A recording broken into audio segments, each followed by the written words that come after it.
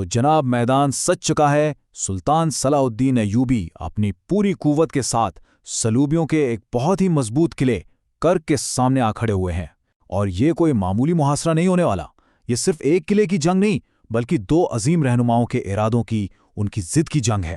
صلاح الدین کے لیے یہ معاملہ بہت ذاتی تھا۔ یہ صرف زمین کا ایک ٹکڑا فتح کرنے کی بات نہیں تھی، بلکہ یہ ایک مشن تھا، اپنی کھوئی ہوئی عزت واپس پانے کا اور ایک بڑے مقصد کو حاصل کرنے کا۔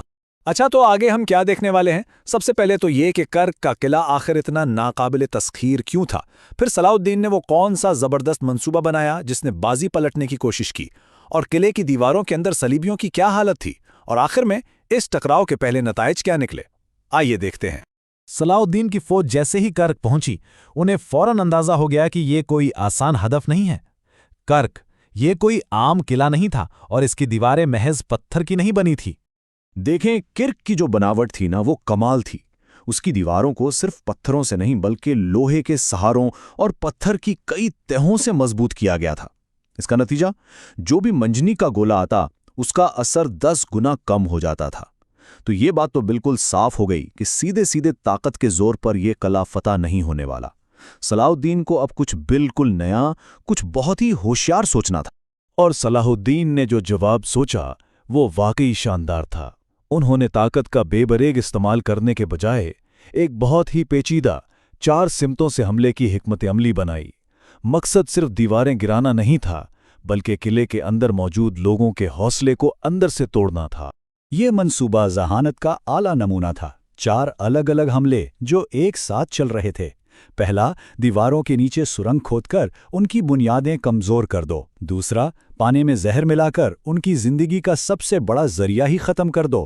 تیسرا، ان کے کھانے پینے کے ذخیرے کو جلا دو تاکہ ان کی طاقت ختم ہو جائے۔ اور چوتھا، دوسرے امیروں سے اتحاد کر کے انہیں باہر سے بھی بالکل اکیلا کر دو۔ یہ ایک مکمل نفسیاتی اور فوجی جنگ تھی۔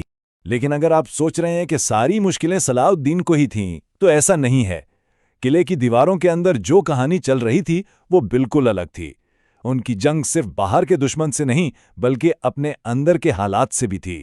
صلیبیوں کا رہنما تھا بادشاہ بالڈوین چہارم، جو ایک بہترین فوجی حکمت عملی ساز تو تھا، لیکن ایک ایسی خوفناک بیماری میں مبتلا تھا جو آہستہ آہستہ اس کے جسم کو ختم کر رہی تھی۔ یعنی ان کی سب سے بڑی طاقت، ان کی قیادت، خود ایک بہت بڑی کمزوری کے سائے میں تھی۔ اس شدید جسمانی کمزوری کے باوجود بادشاہ بالڈوین کا ارادہ اور حوصلہ کسی چٹان کی طرح مضبوط تھا۔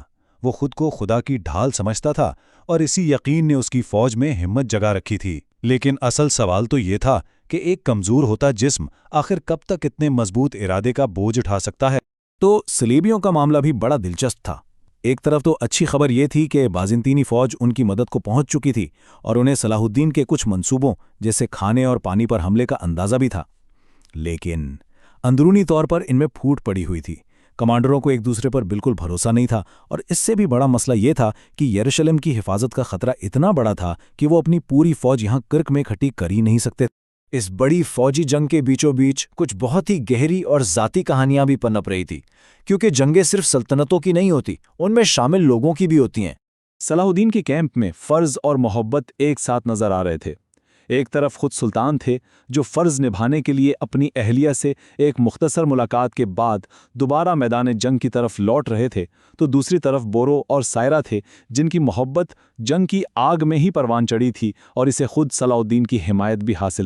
دوسری طرف صلیبی کیمپ میں ایک اور ہی آگ جل رہی تھی، اور وہ تھی ذاتی انتقام کی۔ ایبلین کی ماریا، جو ایبلین میں شکست کے بعد اب بدل چکی تھی۔ وہ اب کوئی کمزور عورت نہیں تھی، بلکہ ایک ایسا دشمن بن چکی تھی جس کے ارادے صلاح الدین سے بدلہ لینے کے لیے بہت مضبوط تھے۔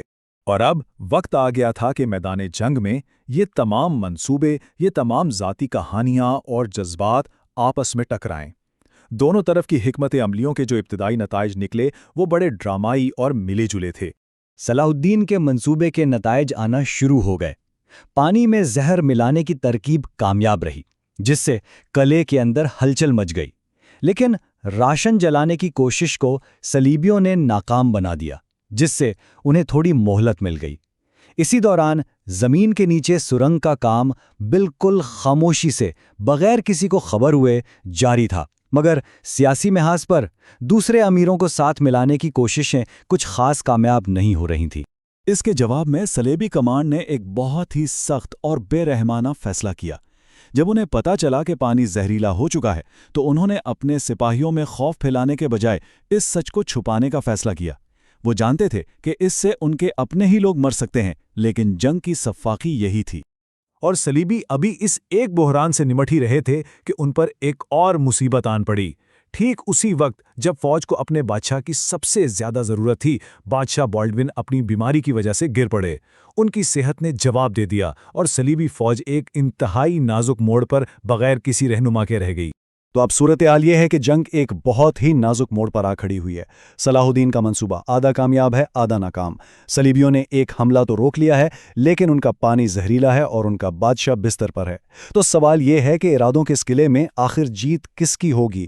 کس کا ارادہ زیادہ مضبوط ثابت ہوگا؟